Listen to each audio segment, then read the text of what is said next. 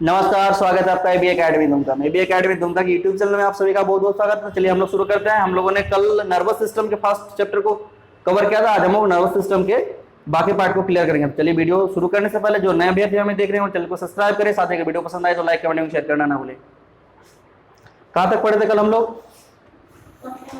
मतलब मस्तिष्क का तीनों भाग हम लोग पढ़ चुके थे ना, अग्र मस्तिष्क, मध्य मस्तिष्क और पश्चिम मस्तिष्क। ठीक है, उसका जो एबीसी करके डिवाइडेड था वो भी पढ़ चुके थे हम लोग, कोई दिक्कत नहीं। जैसे मस्तिष्क का काम खत्म हो गया, ये वाला भाग का मैंने मेन जो है फंक्शन बता दिया। अब फंक्शन कहां से शुरू होगा? रीढ़ की हड्डी जो अब मेरुदंड है ना, इसकी बात होगी अब। चलिए लिखिए, मेरुरज्जु, मेरुरज्जु, स्पाइनल कॉर्ड बोलते हैं ना इसको।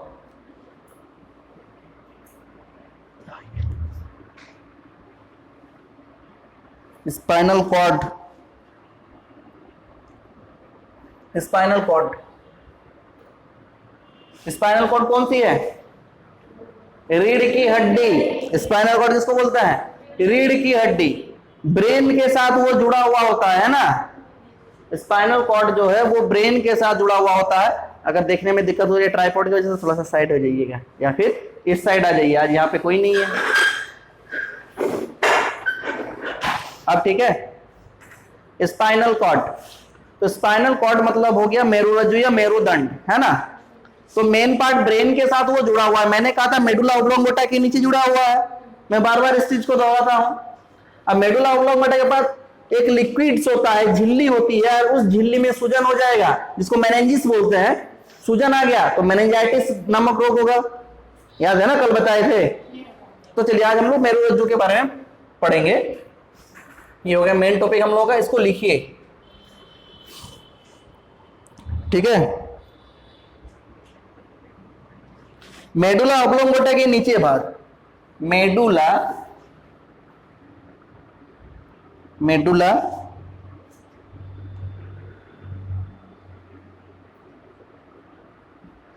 ऑब्लोंगेटा,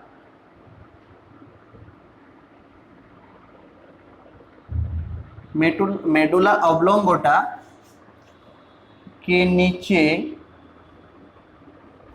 है ना खोपड़ी के महाछिद्र। खोपड़ी मतलब आपका जो स्कल है ना, ये स्कल, यहां पे महाछिद्र है, खोपड़ी के महाछिद्र। ठीक है,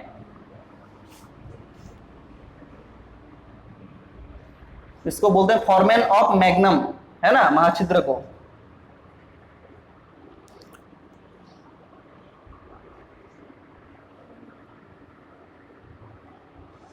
फोरमेन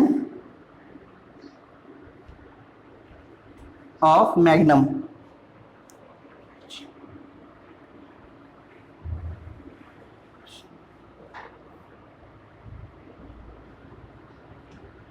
फोरमेन ऑफ मैग्नम मतलब मेडुला ऑब्लोंगेटा के नीचे खोपड़ी का महाछिद्र है, उसको फोरमेन ऑफ मैग्नम बोला जाता है। से निकलकर, से निकलकर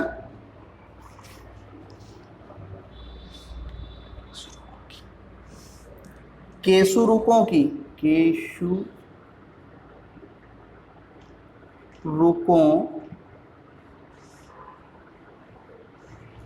केशुरुकों की तंत्रिका नाल से होकर, तंत्रिका नाल से होकर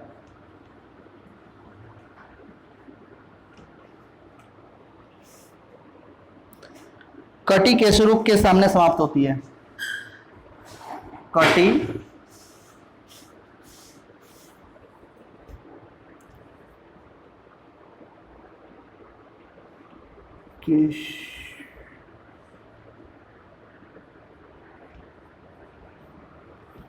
केशरुक के सामने समाप्त हो जाती है इसे मेरुरज्जु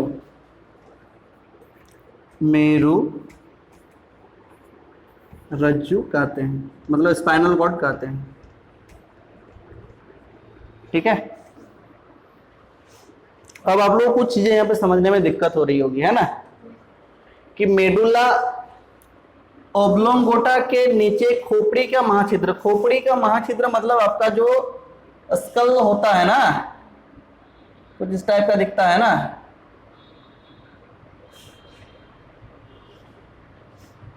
मान लीजिए इस तरह का है कुछ, तो यहां जो खोपड़ी का महाछिद्र होता है इस जगह, ठीक है, यहां से कुछ इस तरह की हड्डियां जुड़ा होता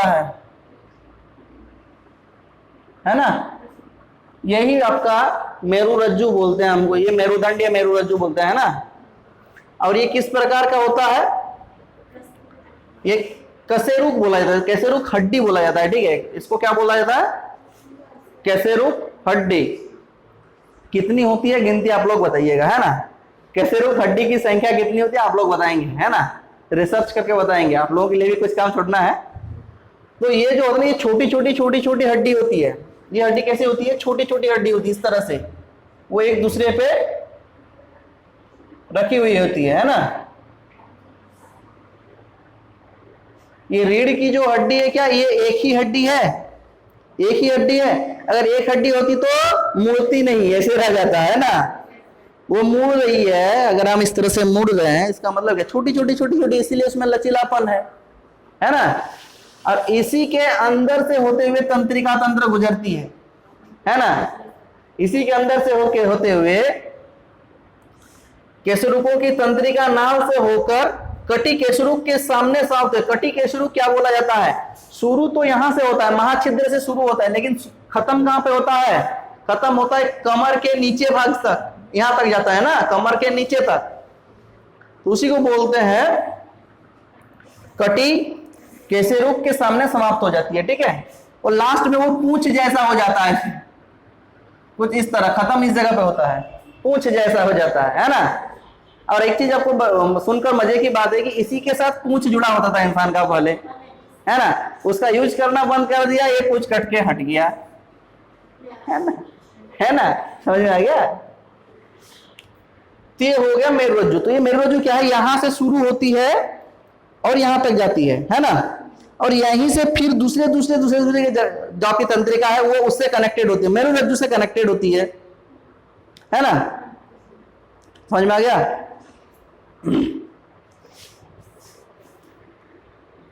तो इसका काम क्या है, केशरुक का कार्य या मेरुरज्जु का कार्य क्या है, अगर आपसे पूछा जाए तो यहां पे लिख लीजिए, यहां मिटा दें इसको।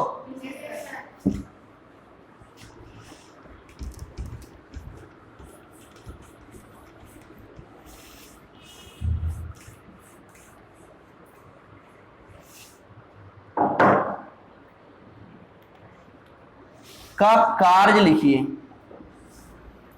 अब तो पता चलेगा कि क्या काम है उसका, कोई काम है या भी नहीं, है ना। पहला लिखिए, यह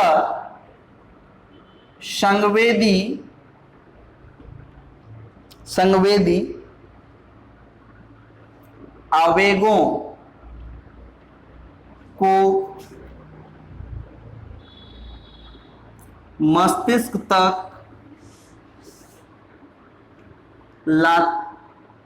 लाता, हाँ ठीक है, लाता है और वहां से ले जाता है, और वहां से ले जाता है। तवा गरम है, कैसे पता चलेगा, तवा गरम है कैसे पता चलेगा, जैसे आप उसको छुएंगे तो तंत्रिका कोशिका यहां से उंगली से होते हुए, हाथ से होते हुए पहले आपका मेरुदंड में जाएंगे, है ना, क्योंकि वो मेरुदंड के साथ जुड़ा है, वो मेरुदंड उसको जो है ना, मेरुरज्जु जो है वो मेरुरज्जु उसको ब्रेन तक ले जाएगा, हाँ भैया गरम है, ब्रेन बता हटा हटा हटा हटा हटा, जल जाएगा भी, हाथ रखा है बुढ़वा कहेगा हटा, तो ब्रेन तुरंत उसको क्या कर लेता है, हटा लेता है ना। तो सूचना ये ठंडा है या गर्म है कैसे पता चलता है, ब्रेन को पता चलता है, हाथ को थोड़े पता चलता है ये गर्म है या ठंडा है, हाँ ये पानी है या आग है, ये थोड़े इसको हाथ को पता होता है, हाथ को कुछ नहीं पता होता। इसमें तंत्रिका कोशिका होता है, और तंत्रिका कोशिका जैसे उसको टच करता है तुरंत वो इंफॉर्मेशन उस तंत्रिका तंत्र के द्वारा मेरुरज्जु के थ्रू से ब्रेन तक पहुंचता है। ब्रेन होता है रे गर्म है, ये ठंडा है, ये पानी है, ये आग है, और आग है तो हटाने बोलेगा, हटाने कौन बोलता है, ब्रेन बोलता है ना। जैसे हम लोग ब्रेन का भाग बताए थे कि अनैच्छिक क्रियाओं को कौन नियंत्रित करता है ना, समझ गए। तो क्या कहता है कि ये संवेदी आवेग हो, संवेदी आवेग मतलब वही जो सूचना है उसी को संवेदी आवेग बोला जाता है ना। कोई दिक्कत नहीं ना है, वो जो आग गर्म है वो संवेदी आवेग है ना। चलिए दूसरे नंबर पे आगे बढ़िए, लिखिए यह प्रत्यावर्ती क्रिया, यह प्रत्यावर्ती क्रिया जिसको बोलते हैं reflex action, reflex action, reflex action को नियंत्रित करता है।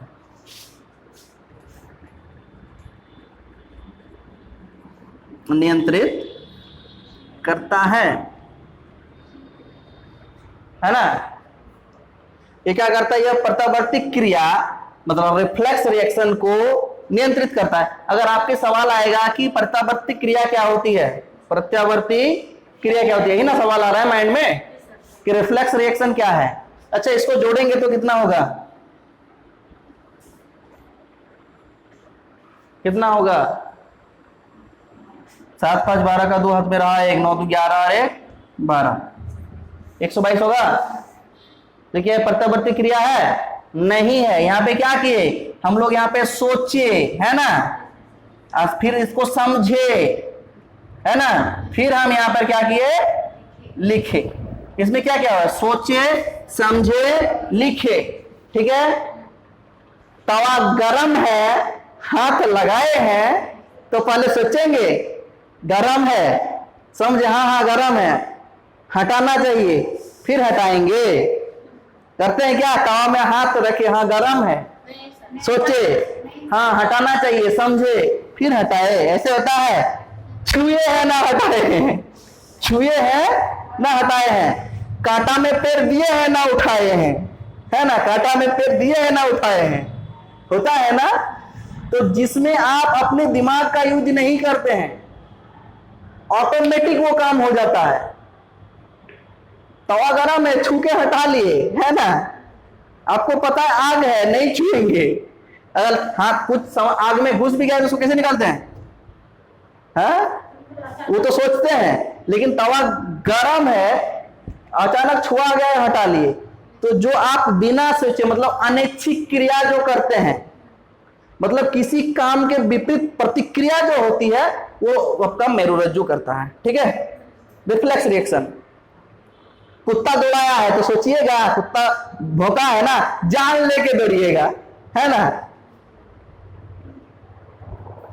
कांटा चुभा है तो ऑटोमेटिक पैर उठा लीजिएगा, गरम तवा है हाथ हटा लीजिएगा। लेकिन इसमें क्या करना है, इसमें जब ऐसे थोड़े करने वाले हैं, 97 बोलेंगे 145 होता है नहीं, इसमें पहले हम सोचेंगे समझेंगे फिर लिखेंगे, है ना। तो वो प्रत्यावर्ती क्रिया नहीं है, वो सोची समझी क्रिया है ना। चीजें समझ में आ गई, कोई दिक्कत है क्या। तो ये मेरुरज्जु का ये काम समझ में आ गया, कोई दिक्कत नहीं है। चलिए तीसरे लिखिए,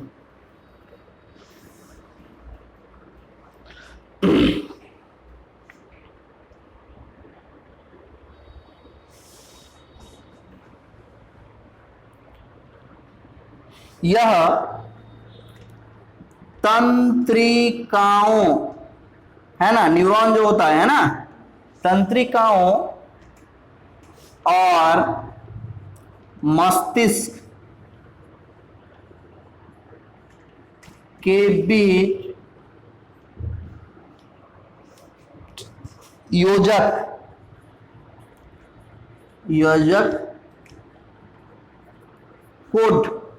योजक कोड का कार्य करता है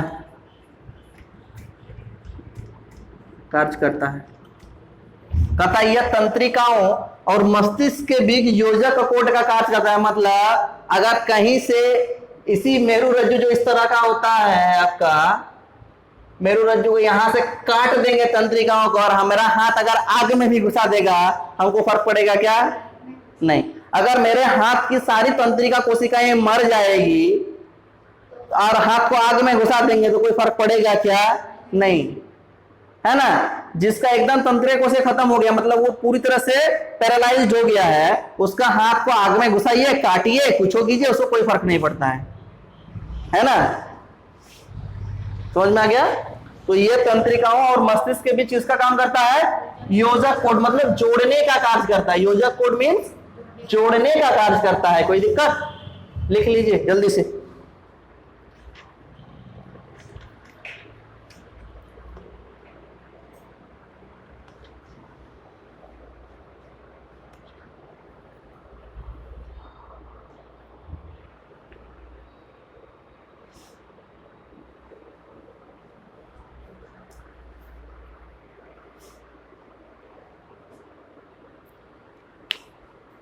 मिटा दें।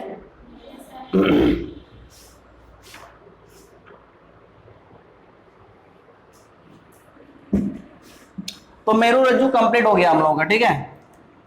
एक चीज इस पे छूट गया, लिख लीजिए या फिर आगे लिखेंगे, चलिए अभी छोड़ देते हैं, क्योंकि वो हम आपको टास्क दिए थे, बट मुझे लगता है बता देना ही सही है ना। मेरु रज्जु में 31 जोड़ी होती है, वो है ना, 31 होती है। मेरु रज्जु से 31 जोड़ी तंत्रिका होती है, ठीक है। 31 जोड़ी तंत्रिकाएं होती है, 31। हाँ, 31 जोड़ी मतलब दोनों साइड से कैसे लगता है सर? इस तरह से लगता है, इस तरह से लगता है, या फिर मतलब सीधा लगता है, एक के ऊपर एक के ऊपर एक रहता है। टोटल 2 सेट होता है। 31 जोड़ी तंत्रिकाएं होती है, तंत्रिकाएं। 31 गो तो अथी है, सिर्फ हड्डी है, उसमें जो तंत्रिका वो 31 जोड़ी होता है। न्यूरॉन की बात कर रहे हैं। हाँ हाँ हाँ हाँ हाँ, अब आप समझ में आया इनको। अब आगे लिखिए, परिधीय तंत्रिका तंत्र। परिधीय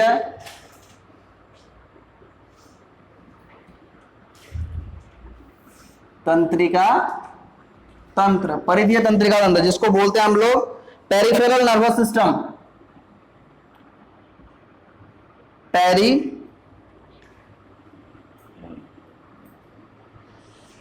पेरिफेरल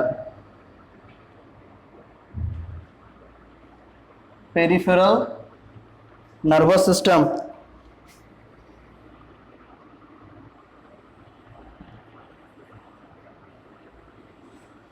पेरिफेरल नर्वस सिस्टम मतलब परिधीय तंत्रिका। परिधीय तंत्रिका तंत्र क्या होता है? ये परिधीय तंत्रिका तंत्र क्या होता है? लिख लीजिए इसको। इसमें क्या होता है? मस्तिष्क और मेरुरज्जु, मस्तिष्क और मेरुरज्जु से निकलने वाली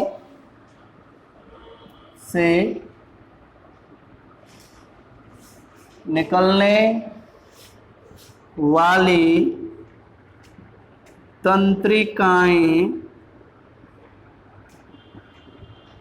होती है, ठीक है।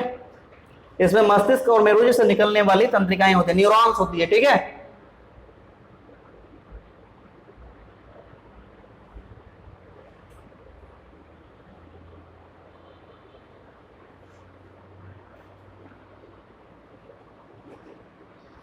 दूसरा लिखिए इसी में, मस्तिष्क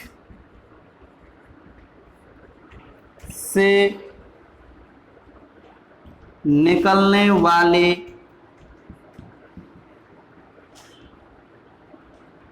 तंत्रिकाओं को क्या बोलते हैं? हाँ, कपालीय, कपालीय तंत्रिका कहते हैं, कपालीय तंत्रिका कहते हैं।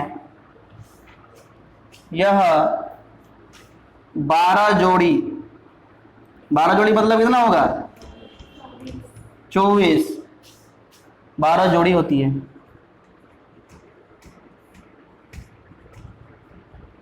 ना? 12 जोड़ी मतलब 24 होती है ना?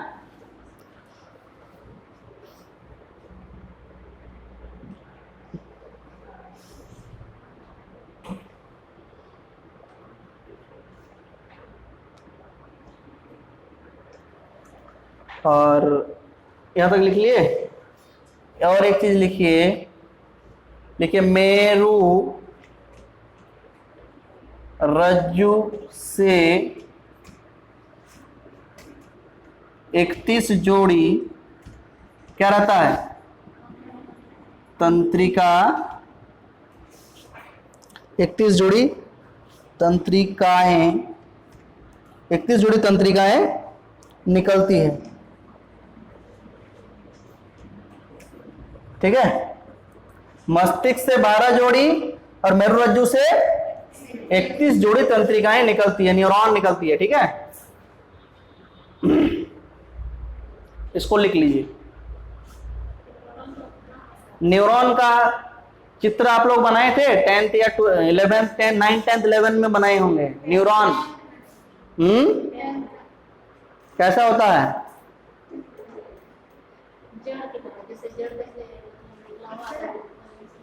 कैसा होता है न्यूरॉन?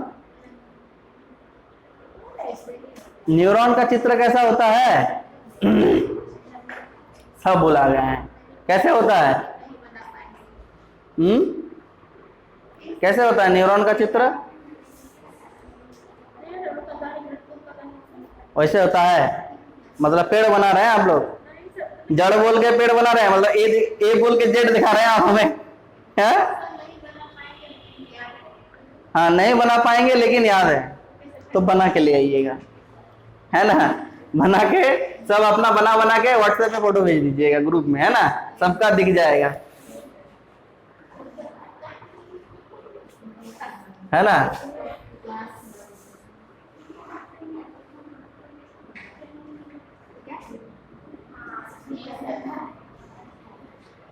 नहीं बनाएंगे, नहीं बनाएंगे, नहीं, अगर मैं बना दिया तो फिर आप लोगों के लिए काम बचेंगी क्या? कुछ तो अपना भी कसरत कीजिए, अपने दिमाग का। अनयूज्ड ब्रेन का रख के क्या करोगे? इस ब्रेन को निकाल के बेचने का होता ना, मैं बेच देता सच में, कि ये लोग यूज नहीं किए हैं ब्रेन का, एकदम फ्रेश ब्रेन है भैया, ले लो, है ना? हाँ, मिटा देते हैं।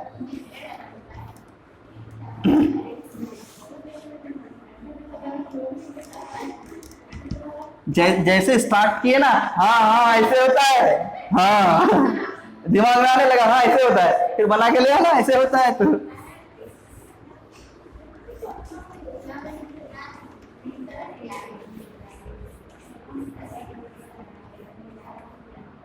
कार्य इसका क्या होगा? कार्य परिधीय जो तंत्रिका अंदर, उसका कार्य क्या है? ये पूरे शरीर में सूचनाओं के आदान प्रदान के लिए एक पूरा जाल बना देता है ना, विस्तृत सूचना का सिस्टम बना देता है, पूरा फंक्शन बनाता है, वही इसका कार्य। लिख लीजिए, यह केंद्रीय तंत्रिका तंत्र से, यह केंद्रीय तंत्रिका तंत्र, केंद्रीय तंत्रिका तंत्र मतलब ब्रेन हो गया, ठीक है? केंद्रीय तंत्रिका तंत्र से पूरे शरीर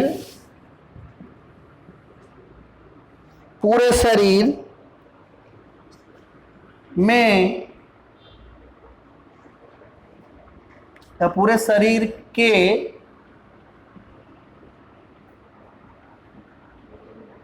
विभिन्न भागों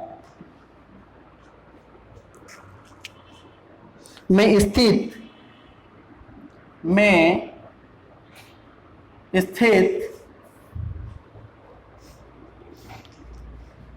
संवेदागों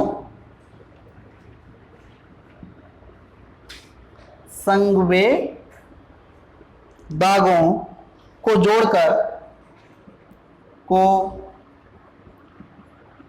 जोड़कर एक विस्तृत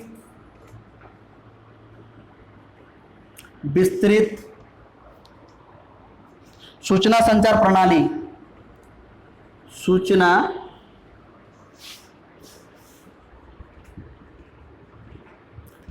प्रणाली का निर्माण करता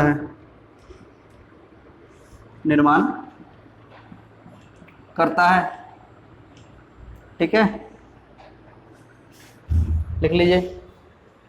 संवेदकों मतलब क्या होता है? जिसको टच करने से हम फील कर सकते हैं। चमड़ा जो है आपका, है ना, चमड़ा संवेदक है ना, तो चमड़े के हर पॉइंट पे तो थोड़े समझ में आएगा, जीभ के हर जगह टेस्ट थोड़े समझ में आता है, कुछ कुछ जगह पे आता है। तो उस जगह को जोड़ता है, हर एक जगह को क्या करता है? न्यूरॉन जोड़ता है। और न्यूरॉन जोड़ने का, न्यूरॉन फील नहीं करता है, न्यूरॉन सूचना पहुंचाता है, समझता है ब्रेन, फील करता है ब्रेन, है ना। तो उस इंफॉर्मेशन को पहुंचाने के लिए अब मोबाइल में आपका जो काम होता है, आपका फोन है ना, टच स्क्रीन फोन चलाते हैं ना, तो आप जैसे इस तरह से टच करते हैं फोन में, ऐसे करके टच कर रहे हैं, तो इसको थोड़े पता रहता है यहाँ क्या है, उसके प्रोसेसर को पता रहता है ना। एक्चुअली प्रोसेसर भी नहीं, उसका जो सीपीयू होता है उसको पता रहता, सेंट्रल प्रोसेसिंग यूनिट को पता रहता है कि क्या चीज है। यहाँ पे टच किए, सूचना को भेज दिया, जो टच करते हैं उसको बोलते हैं पीडीए। ये ऊपर से जो कांच को टच करते हैं उसको बोलते हैं पीडीए। वो पीडीए को छूते, पीडीए जो है हो गया आपका संवेदक हो गया। संवेदक कौन सा हो गया? पीडीए। और उस पीडीए से जो तार जुड़ी हुई है ना सीपीयू तक के बीच में, वो हो गया आपका न्यूरॉन, है ना। और उसी न्यूरॉन के बीच में आपका स्पाइनल कॉर्ड आता है, मेरुरज्जु आता है, तंत्रिकाएं आती है, तंत्रिका कोशिकाएं आती है, और वो ब्रेन में जाती है और उसको सोचता है, हाँ इसको बोला है यहाँ पे टच करके फोन लगाने वाला है, फलाना को, बुबली को फोन लगाने वाला है ना, फोन लग गया। ठीक है, समझ में आ गया? कोई दिक्कत है क्या? मिटा दें? नहीं लिखें, जल्दी चलाइए, हाथ कलम चलाइए।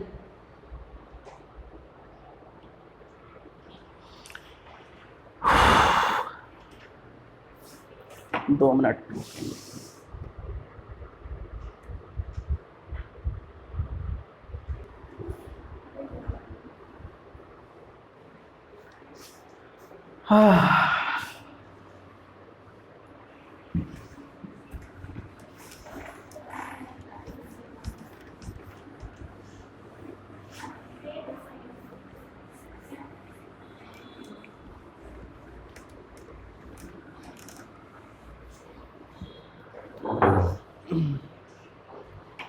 लिखिए, स्वायत्त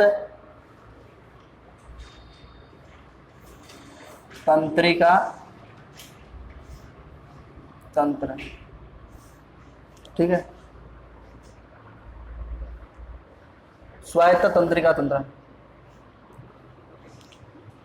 ऑटोनॉमस,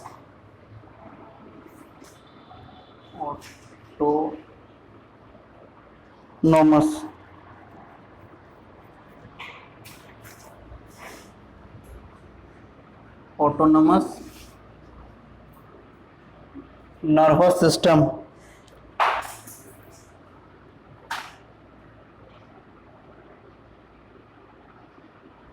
ऑटोनोमस नर्वस सिस्टम, स्वायत्त तंत्रिका तंत्र। इसको कंट्रोल कौन करता है पता है? इसको कंट्रोल कौन करता है? कौन करता है कंट्रोल?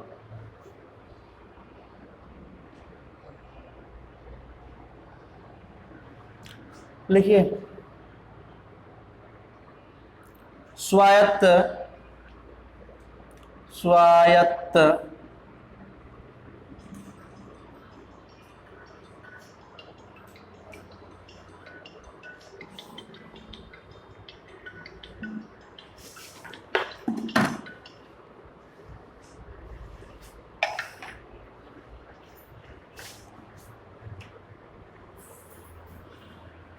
स्वायत्त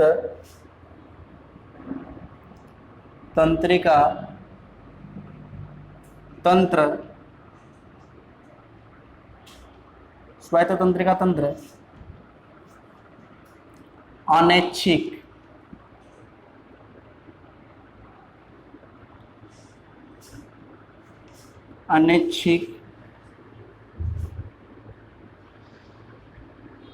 क्रियाओं का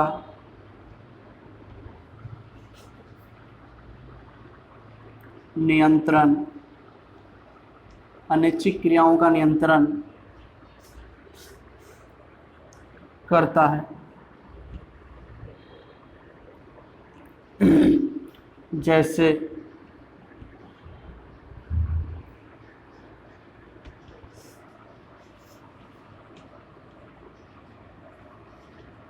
हृदय गति,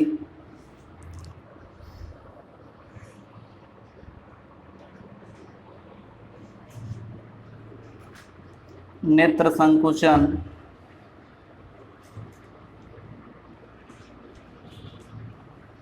नेत्र संकुचन,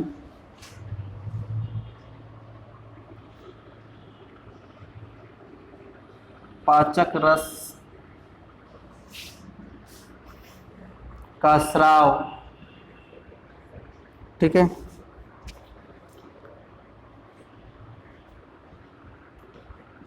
लार का स्राव,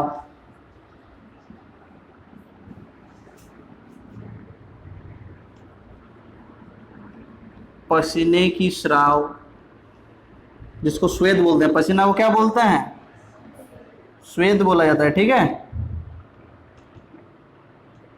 स्वेद मतलब पसीने का स्राव,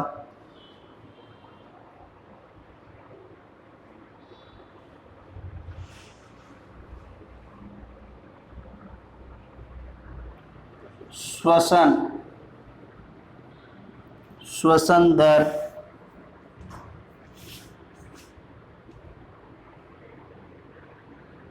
पर नियंत्रण,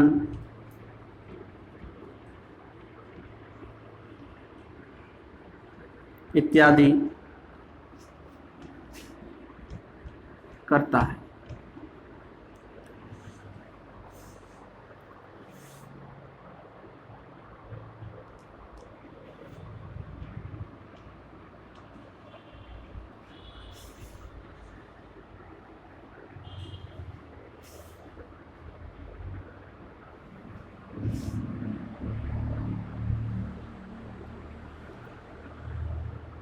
पैराग्राफ चेंज कीजिएगा, फिर लिखिएगा स्वायत्त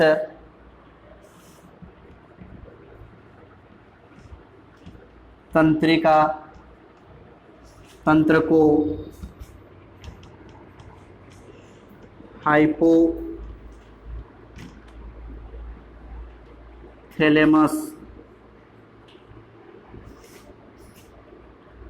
ग्रंथि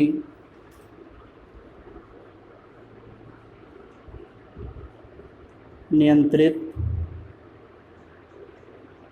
हाइपोथैलेमस ग्रंथि नियंत्रित करता है।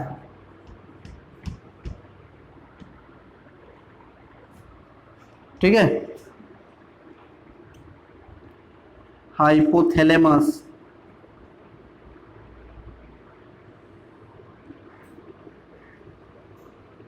पीयूष ग्रंथि को भी नियंत्रित करता है। ठीक है, लिख लीजिए, इसको समझा देते हैं।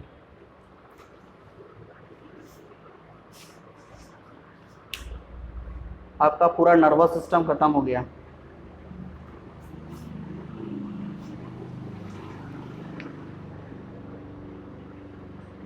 हमने क्या कहा, स्वायत्त तंत्रिका, स्वायत्त मतलब ये स्वतंत्र है ना, स्वायत्त है, अपने आप करता है, इसको कोई कमांड देके नहीं कराता है। मतलब कमांड कौन देगा, मेरा अगर तंत्रिका तंत्र है तो उसको कमांड कौन देगा, मैं खुद दूंगा ना, मैं खुद दूंगा। मैं बोलूंगा छुओ, पकड़ो, श्वसन दर घटाओ, बढ़ाओ, हम कहेंगे ना। लेकिन जब मेरे ही अंदर, मेरे ही शरीर का कुछ चीजें जो हम खुद कंट्रोल नहीं कर सकते हैं, गुस्से को तो हम कंट्रोल कर सकते हैं क्या? नहीं कर सकते। गुस्सा आना है, आ जाएगा, है ना। जैसे आपका हम कह सकते हैं कि आप जो नेत्र सिकुड़ता, देखते पलक झपकते हैं, आप कंट्रोल कर सकते हैं क्या? लीजिए तो खुल के रखिए आधा घंटा ऐसे करके, अपने पलक झपक जाएगा, अपने झपक जाएगा, है ना। अब पलक अपने झपकना स्टार्ट हो जाएगा। आपके खाने का जो पेट में पाचक रहा है उसको थोड़े बोलेगा अभी रुक, अभी मत निकलना है HCl, अभी रुक जाओ, अभी खाना नहीं खाए, बाद में निकलना, थोड़े सुनेगा वो ऑटोमेटिक निकलेगा। आप मुंह में बोलेगा लार नहीं आने देंगे, देखिए तो कोशिश करके अपने आएगा। इमली का नाम सुनकर तुरंत आ जाएगा आएगा ना, इमली का नाम सुनकर आ गया बड़ा खट्टा खट्टा सा होता है ना, बड़ा बड़ा सा लंबा लंबा सा, चटनी बड़ी अच्छा बनता है ना। इसके बाद स्वेद मतलब पसीने का स्राव, आप रोक सकते हैं क्या? रोक के दिखाओ।